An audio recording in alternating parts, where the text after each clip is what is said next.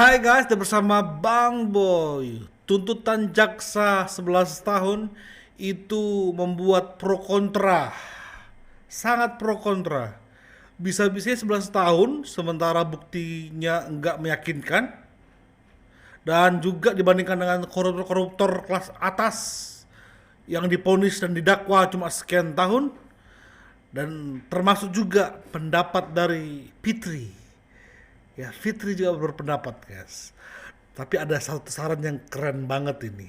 Kita bahas langsung ke dia terusnya. Nikita Mirzani dituntut 11 tahun penjara. Saya bandingkan dengan kasusnya Harvey Mois 271 triliun pada tanggal 9 Desember 2024 itu tuntutannya itu 12 tahun. Jadi dengan Nikita Mirzani 4 miliar yang bukan merugikan negara dengan yang merugikan negara 271 triliun itu bedanya cuma 1 tahun. Nikita 11 tahun tuntutannya dan Harvey Mois 12 tahun. Mati lagi kan keadilan sosial bagi seluruh rakyat Indonesia. Salam dari Kokoyo Cimot. Yang suka video saya silahkan follow dan tinggalkan komentar. Gimana? Ada nggak jaksa yang bisa ngomong ini, yang mengcounter masalah ini? Ada nggak yang bisa mengcounter? Itu pun kalau Nikmi terbukti ya. Kalau Nikmi terbukti 11 tahun aja kayak nggak make sense dengan tuntutan kepada koruptor yang 270-an triliun. Nggak sebanding. Apalagi ini udah nggak terbukti. 11 tahun lagi. Ini Aku nih sekarang kesini nih live ini kepengen apa? Kepengen mampusin kalian semua yang suka ngebully Nepos, yang suka ngebully Ledol, yang suka ngebully Markus, kata kalian semua. Aku cuma ingin menyapa kalian yang menyala 11 tahun ya. Selamat berjuang untuk dalang, jangan lupa siapin mental, urus itu hidupnya si terdakwa seumur hidup. Sekian, terima kasih. Nepos mau pindah ke sebelah, oke? Kok jadi tolol ya? Dia nggak bisa bedakan antara vonis hakim dengan dakwaan JPU. Seolah-olah dia happy banget gitu. Seolah-olah bahwasanya tuntutan jaksa akan dipenuhi semuanya, akan dieksekusi sesuai dengan permintaan jaksa. Atau jangan-jangan sudah didesain. Atau jangan-jangan kalau kalian bisa menaklukkan jaksa, hakimah gampang. Wow, ada apa nih? Bang Boy bingung nih. Kok dia bisa sepede ini bahwa tuntutan jaksa akan menjadi vonis hakim? Wow. Memang gak salah dia disebut sebagai Markus. Nggak salah si Nepos disebut sebagai maklar kasus. Siapa Nepos? Ya rahasia lah guys. Assalamualaikum warahmatullahi wabarakatuh. Selamat sore. Miris melihat dan mendengar jaksa penuntut umum membacakan tuntutan terhadap artis Nikita Mirzani dengan tuntutan yang luar biasa. Ya 11 tahun ini gak masuk logika ya, gak masuk akal sehat. Secara kita tahu bahwa dugaan tindak pidana yang disematkan terhadap artis Nikita Mirzani itu hanya dugaan tindak pidana pemerasan. Ini pidana pokoknya ya, gitu loh. Jadi pasal 369 Kitab Undang Hukum Pidana ya, jadi pasal 369 KUHP itu sanksi pidananya 4 tahun penjara. Bagaimana bisa terjadi dengan tuntutan yang disampaikan oleh JPU yaitu 11 tahun? Kalaupun pencemarannya, pemerasannya ya, pemerasan dengan ancaman pencemaran nama baik atau membongkar rahasia, walaupun itu disampaikan melalui undang-undang ITE atau melalui media elektronik, yang jelas itu melanggar undang-undang ITE, undang-undang nomor 11 2008, undang-undang nomor 19 2016, dan yang undang-undang ITE yang terbaru, itu pun tidak lebih dari ya sanksi pidananya 6 tahun dendanya 1 miliar. Bagaimana ini jaksa penuntut umum menuntut 11 tahun? Apakah ini ada something? Wow. Ada apakah? Wow. Apakah ada pesanan? Wow. Nah, ini Pak Presiden harus turun tangan nih terkait masalah Yes. tuntutan atau jaksa penuntut umum menuntut Nikita Mirzani 11 tahun. Ini harus dikawal. Ini tidak boleh dibiarkan. Ada apa dengan jaksa? Jaksa ini harusnya ya bukan tendensius, harus objektif, harus menegakkan kepastian hukum, menegakkan keadilan bagi para pencari keadilan. Tidak hanya Reza Gladys ataupun Nikita Mirzani, tetapi dua-duanya juga harus mendapatkan kepastian hukum yang tidak boleh keluar dari undang-undang atau norma yang sudah jelas Sepertinya memang harus kita viralkan tembusannya ke Prabowo, supaya Pak Prabowo notice mengenai kasus ini yang begitu aneh, yang begitu manipulatif. Halo, surat terbuka buat Presiden Republik Indonesia Pak Prabowo Subianto. Pak, saya mau kasih tahu sama Bapak. Hari ini Niki dituntut oleh JPU, Pak. Niki bukan pemeras, Niki bukan mafia, Niki bukan penipu, Niki bukan koruptor, Pak. Niki juga bukan pembunuh. Ya, Niki juga bukan perampok, Pak. Tapi kenapa dia dituntut oleh JPU 11 tahun penjara, Pak? Denda 2 miliar. Di tuntutan itu, Pak, yang hal yang tidak pernah Niki lakukan. Ya, tak mungkin Bapak tak tahu. Tolong, Pak, betul-betul, Pak, tolong Bapak benahi lagi keadilan di Indonesia ini, Pak. Apalagi di kejaksaan itu dituntut oleh JPU. Terus dalam pembacaan tuntutan JPU itu, Pak, alat ancaman itu dirubah sendiri oleh JPU. Gimana menurut Bapak? Beri keadilan. Makanya harusnya ya, gerakan masif yang ada di TikTok itu seperti Bu ini.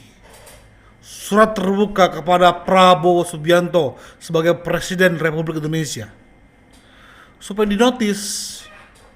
Mantap Ibu, lanjutkan perjuangannya.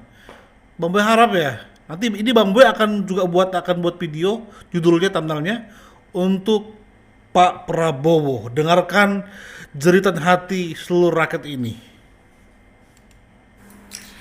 Nikita Mirzani dituntut 11 tahun penjara dan denda 2 miliar. Wow. Gila ya teman-teman, sebelumnya gue tegaskan ya, gue gak pernah ikut campur dari awal kasus NM dibahas.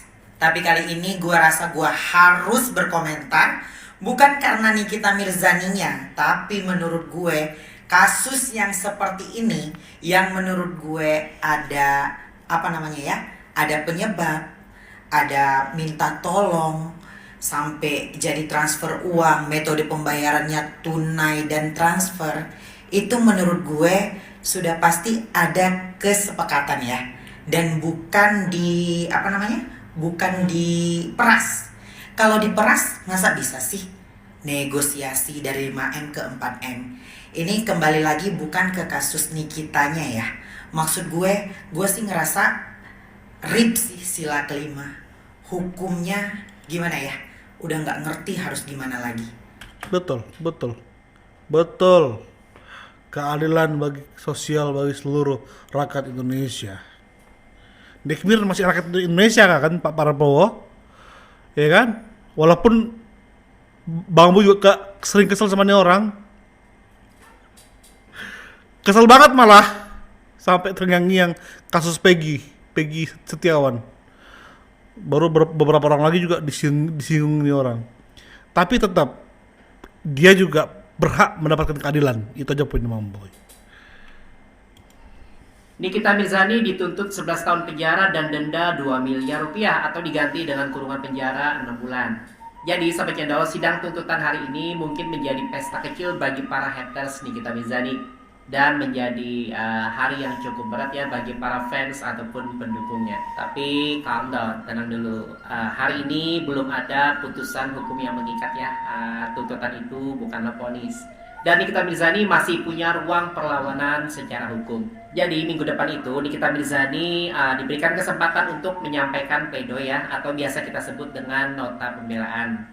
Atau kesempatan bagi terdakwa untuk membantah, untuk membela, atau meluruskan tuduhan ya, serta tuntutan yang disampaikan oleh jaksa penuntut umum. Jadi dalam proses hukum pidana, pledoi itu adalah hak setiap terdakwa ya, dan seringkali menjadi salah satu momen yang krusial yang dapat mempengaruhi putusan hakim nantinya. Nah, maka dari itu, Yes. Makanya kita agak geli aja melihat Nepos ketawa seolah-olah itu udah jadi keputusan hakim.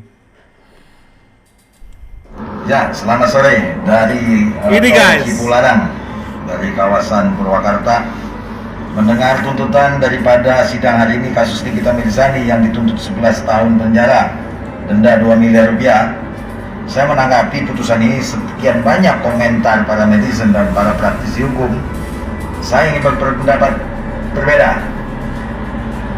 Terhadap tuntutan tersebut sah-sah saja jaksa penuntut umum melakukan tuntutan selama 11 tahun penjara terhadap Nikita Mirzani dan juga denda 2 miliar rupiah. Namun semua itu kewenangan ada di majelis hakim dalam memeriksa dan mengadili perkara tersebut. Bagaimana apabila ternyata putusan majelis hakim itu konslet? Coba bisa dibayangkan nggak, ternyata putusan majelis hakim terhadap terdakwa Nikita Mirzani konslet, yang mana putusannya dinyatakan lepas.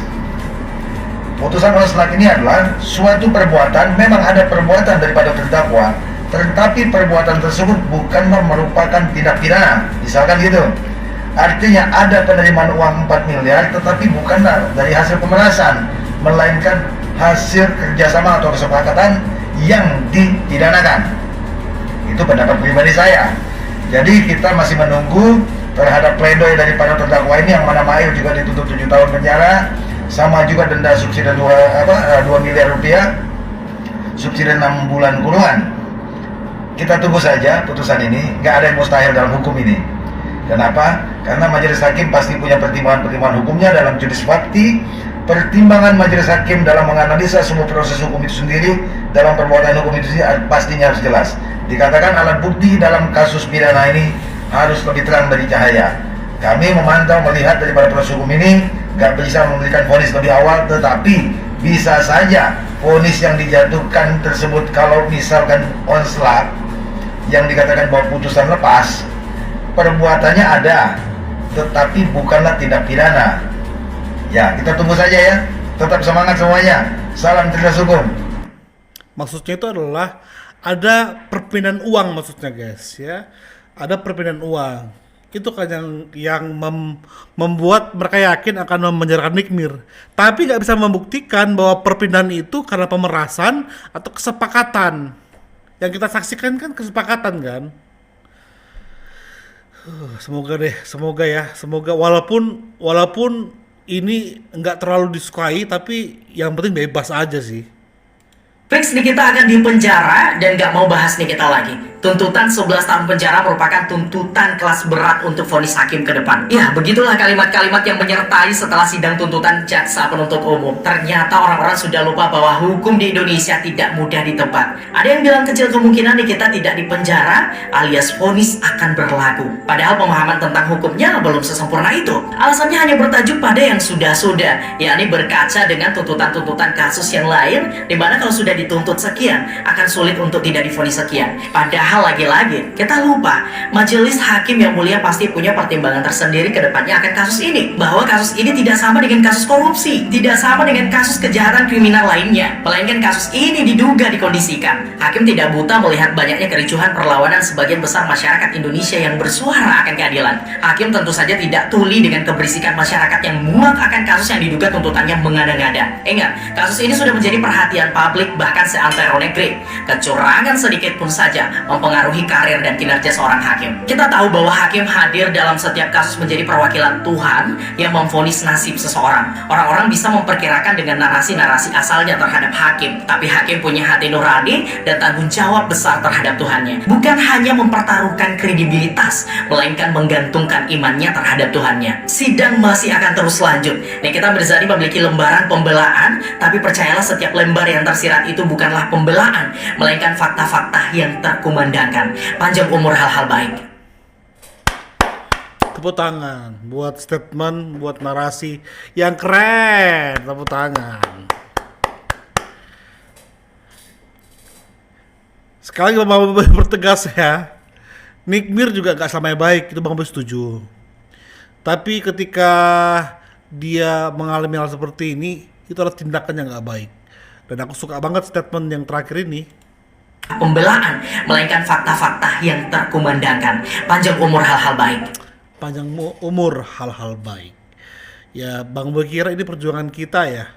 Walaupun di grup TikTok lagi heboh ini mengenai uang. Tapi biarkan mereka heboh. Ya.